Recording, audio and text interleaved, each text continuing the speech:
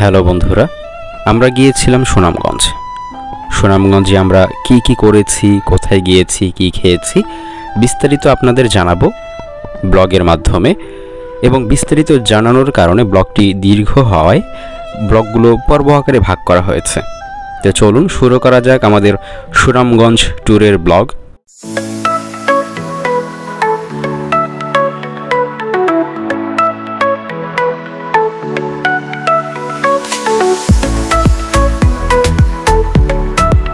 কই যাইতেছস?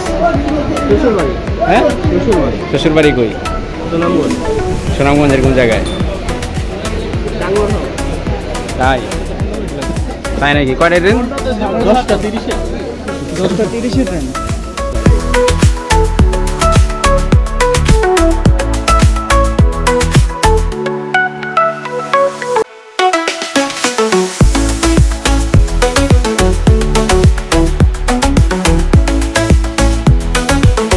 কিরে ছাপড়ি রিফাত, ছাপড়ি লেগে আওয়ালি গাও।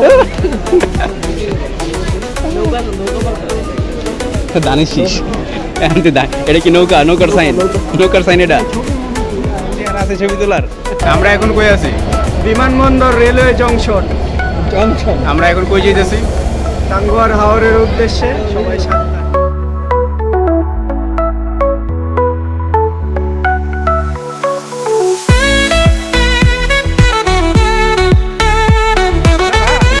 কোন যাবা? কোন যাবা?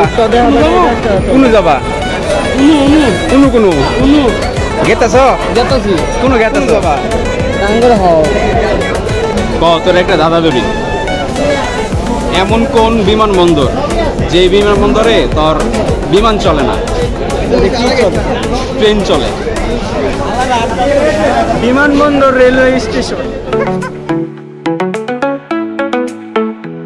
আসে ট্রেন, আসে ট্রেন, আসে।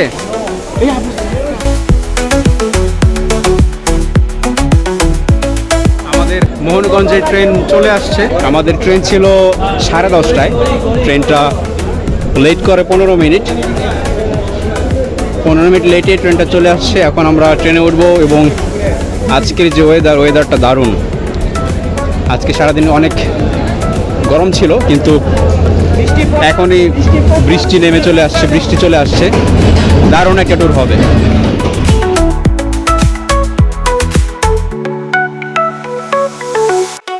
আমাদের বগি অনেক পিছে, এই জন্য আমরা দ্রুত যাচ্ছি বগির দিকে।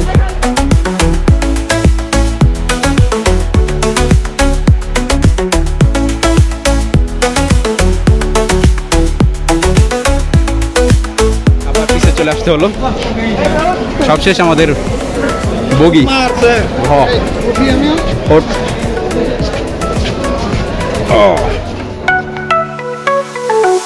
অবশেষে আমাদের সিটে চলে আসছি।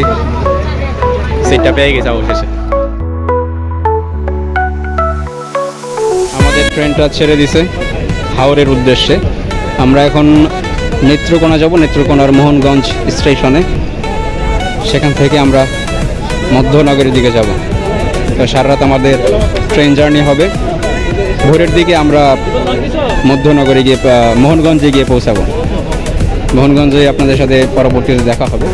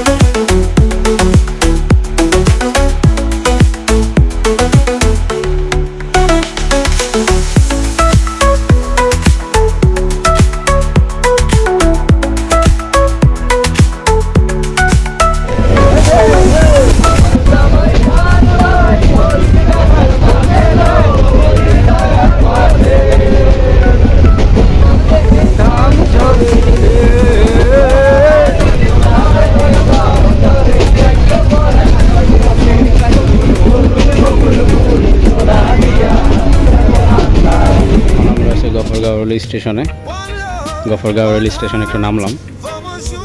নেমে ওরা হচ্ছে একটু স্ন্যাক্স খাচ্ছে, ওই যে স্ন্যাক্স। এই গফরগাঁও।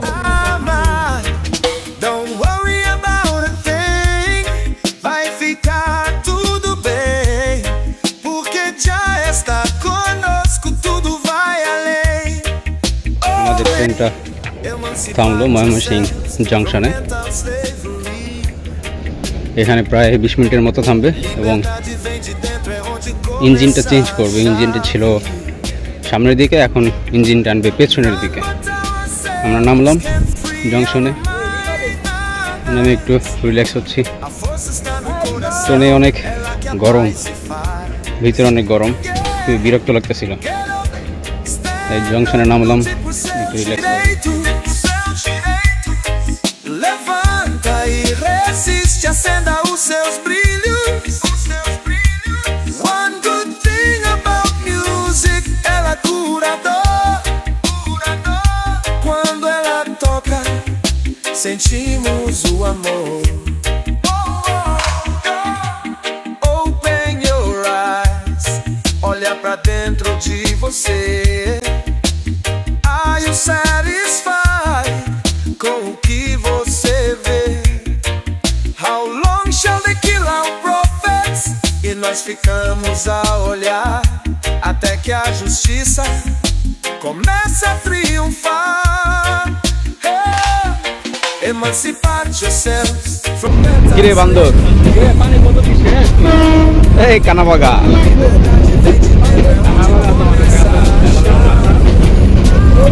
কি জামাই, এলাকার জামাই। কয়দিন পর বিয়া করতেছিস? যে যে এলাকারই এলাকার তো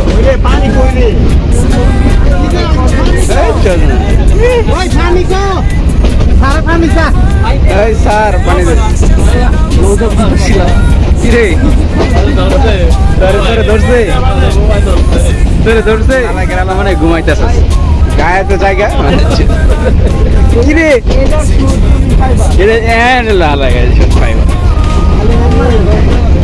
নাইমা তুমি ভালো নাম বলে আপনার সাথে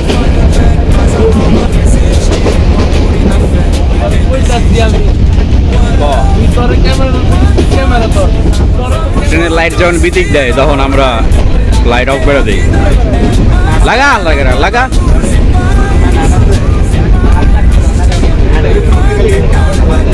আমার কালো পলিথিন নেই রে, কালো পলিথিন নেই।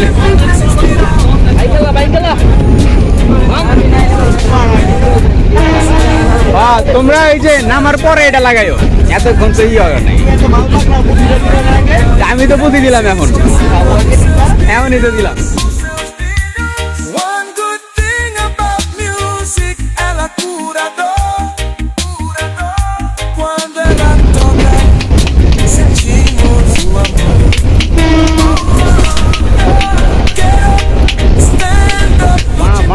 বানাহাট্টা জংশন দেখেছিস? বানাহাট্টা জংশন, বানাহাট্টা জংশন, চুদলিং পাং, বানাহাট্টা জংশন। আমরা মোহনগঞ্জ রেল স্টেশনে পৌঁছে মোহনগঞ্জ। এখন প্রায় 5টার মতো বাজে। এখন আমরা নামবো, নেমে বাজারে কিছু বাজার করব এবং সেখান থেকে যাব Madhyanagar.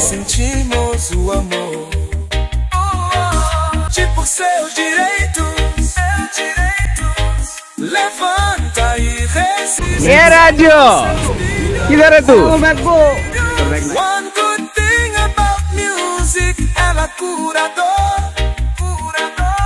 Quando ela toca, sentimos o amor. আমরা মোহনগঞ্জ স্টেশনে নেমে ফ্রেশ হলাম। এখন আমরা হচ্ছে মধ্যনগরের দিকে যাব। মধ্যনগরের যে গাড়ি, অটো বা রিক্সা বা সিএনজি যেটা আছে সেটা দিয়ে যাব। আমরা বের হচ্ছি মোহনগঞ্জ স্টেশন থেকে। ওয়াও, স্টেশন থেকে বের হওয়ার পর সকাল সকালে যে একটা ওয়েদারটা দেখলাম, মানে সূর্য উঠতেছে এই দিক দিয়ে, আর এই দিক দিয়ে যে মেঘ আছে, মেঘে সূর্যের যে রশ্মিটা সেটা আসে লাগতেছে, পুরো লাল একটা আভা, দারুণ একটা ওয়েদার। আর কিছুটা দূর এই পরে পাশে গিয়া হাওয়ার অপেক্ষা করতেছে। ওই যে আর একটু দূরে হাওড় আমাদের জন্য অপেক্ষা করতেছে, ডাক দিতেছে যে আসো আসো আসো। সেখান থেকে সিএনজি আছে, আমরা এখন সিএনজি নেবো না, আমরা বাজারে দেখবো বাজারে মাছ আছে কিনা। আমরা যেহেতু কোনো প্যাকেজে আসিনি, যার কারণে আমরা এই বাজার করব, প্রথমে বাজার করার পর দেন আমরা হচ্ছে বোটে উঠবো, এবং বোট থেকে যদি না থাকতে হলে মধ্যনগর গিয়ে আমরা বাজার করব। আমরা এখন মোহনগঞ্জ বাজারে আছি, এখান থেকে সিএনজি ঠিক করা হয়েছে এবং আমরা এখন চা খাইতেছি, দোকানে আছি। চা খাওয়ার পরে রওনা দিব মধ্যনগরের দিকে। আমরা এখন আছি সিএনজিতে মধ্যনগর যাইতেছি। প্রায় 1 ঘন্টার মতো সময় লাগবে, পুরো অপরিচিতের মতো হয়ে গেছে। অপরিচিত ওই তিনটা ইয়া যে তিন ক্যারেক্টার, অপরিচিত। আমার অবস্থা পুরো অপরিচিত, তার রাতে কোনো ঘুম নাই। তারপরে যে গরম ট্রেনের ভিতর, এই গরমে চুলের অবস্থা একদম না যেতে।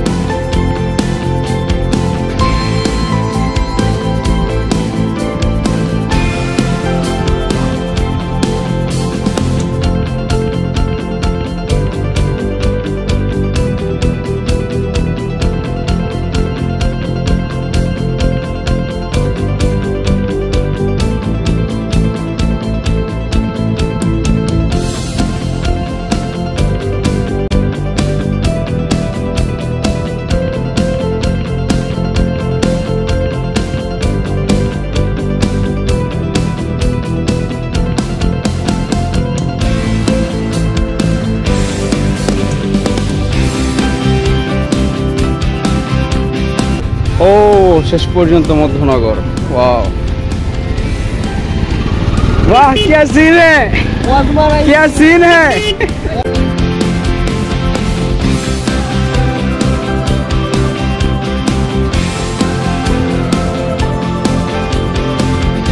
ওই আমাদের বজরা কোনটা, বজরা বজরা কই ঘুষ দেখ সোনামণি কোন এলাকা। ওই আমাদের বজরা, আমাদের বজরা।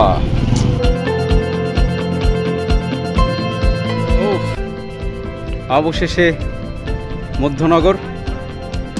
সকাল সকাল সারা রাত কোনো ঘুম হয়নি, সকাল সকাল যে সূর্যের আলো অনেক বিরক্ত করতেছে, কিন্তু এই যে ওয়েদার আর যেই সিন, যে ভিউ, এই সূর্যের আলোতে কিছুই না, দারুণ একটা ভিউ। আমাদের বোট খুঁজতেছি, বোট যে হাউস বোটটা, ওইটা আমাদের রিজার্ভ করা ছিল, ওইটা তুলবো পরবর্তীতে আবার।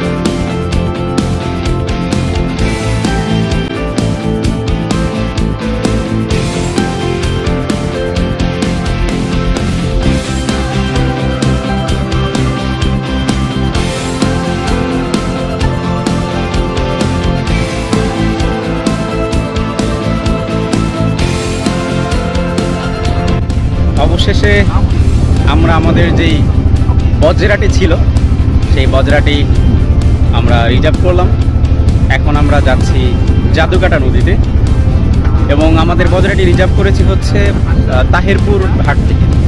তাহিরপুর থেকে, কারণ আমরা হচ্ছে মধ্যনগর গিয়েছিলাম। মধ্যনগরে আমাদের যেই বোটটি ছিল, যেই বোটটির কথা ছিল, সেটি একটু প্রবলেম হওয়ার কারণে সেখান থেকে আমরা চলে আসি তাহিরপুর হাটে এবং তাহিরপুর হাট থেকে আমরা একটি বজরা আমরা রিজার্ভ করি এবং এটি নিয়ে এখন যাচ্ছি জাদুকাটা নদীতে এবং সেখানে গিয়ে আমরা গোসল করবো। সেখানে গিয়ে আমাদের হচ্ছে গোসল করার পর আমাদের দুপুরের যে খাবার সেই খাবারটি আমরা খাবো। এবং এই তাহিরপুর হাট থেকে আমরা এখন যে জাদুকাটা নদীর দিকে যাচ্ছি এবং এই যে পরিবেশটা, চারিদিকে গাছপালা, বাড়ি ঘর এবং মাঝখানে একটা নদী, দারুণ একটা ওয়েদার, দারুণ একটা পরিবেশ এবং আকাশে হচ্ছে নীল আকাশ এবং এর মাঝে হচ্ছে পাতলা পাতলা সাদা নীল, দারুণ একটা ওয়েদার। চলুন দেখা যায়।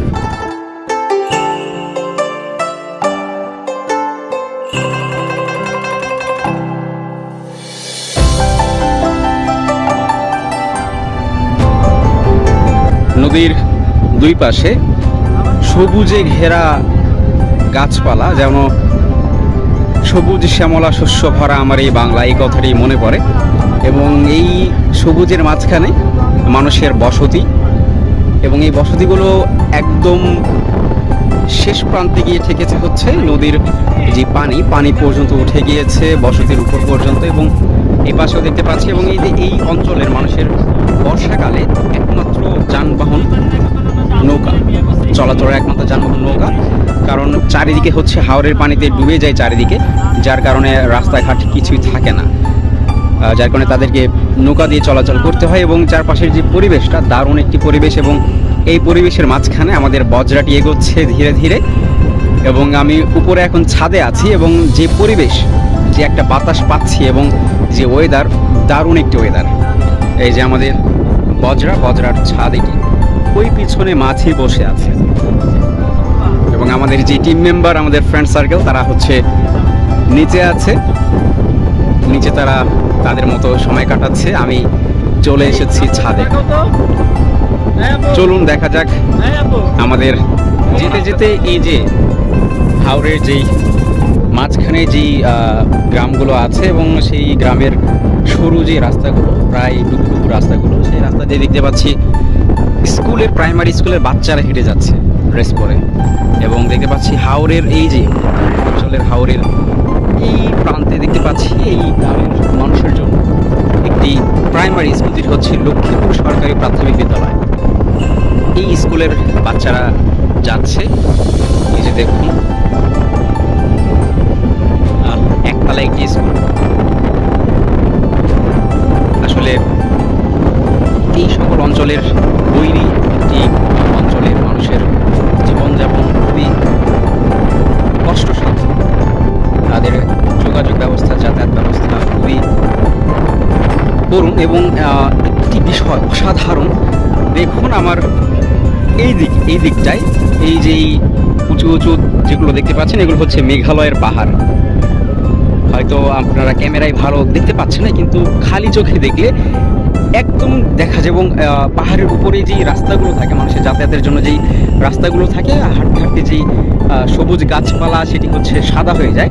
ঠিক আমি সেটি দেখতে পাচ্ছি এইখানটায় দেখতে পাচ্ছি অনেকটি সাদা হয়ে গিয়েছে, হয়তো মানুষের যাতায়াতের কারণে। দারুণ একটি পরিবেশ, দারুণ একটি ওয়েদার পাচ্ছি এবং সবুজ যেই গাছপালার পাহাড়, অসাধারণ একটি স্বর্গীয় একটি পরিবেশ উপলব্ধি করছি। চক্ষু শীতল করার মতো একটি পরিবেশ, দারুণ লাগছে। এবং যে বাতাসটা পাচ্ছি, মনে হয় যেন একটি জান্নাতি বাতাস, জান্নাত থেকে এই বাতাসটি আসছে এবং হৃদয়ে দোলা লাগছে। অসাধারণ পরিবেশ। কিন্তু পরিবেশের মাঝখানে মানুষের জীবনযাপন দেখলে আসলে খুবই কষ্ট হয়, যে কষ্টসাধ্য তারা জীবনযাপন করছে। খুবই দুঃসহ একটি জীবন, দুর্বিষহ এই জীবনযাপনের। আসলে তাদের এই জীবন উন্নত করার জন্য কি করা উচিত সেটি আসলে আমার জানা নেই। চলুন সাথে থাকুন, আমরা পরবর্তীতে আমাদের যে পদক্ষেপগুলো থাকবে ঠিক অল্প অল্প করে আপনাদের অবশ্যই জানাবো। আপনারা সাথেই থাকুন।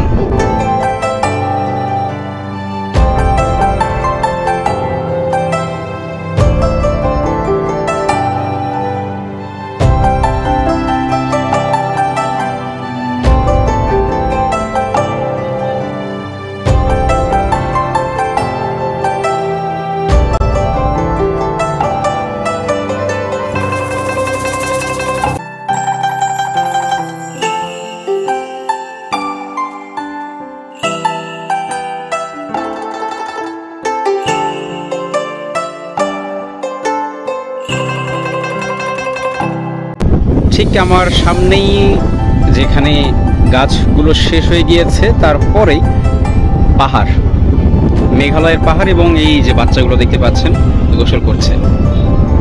এই বন্ধু, আমরা ধরতে পারবা? আসো, সাঁতার দিয়ে আসো। বাচ্চাগুলো গোসল করছে, গ্রামের বাচ্চাগুলো নদীতে।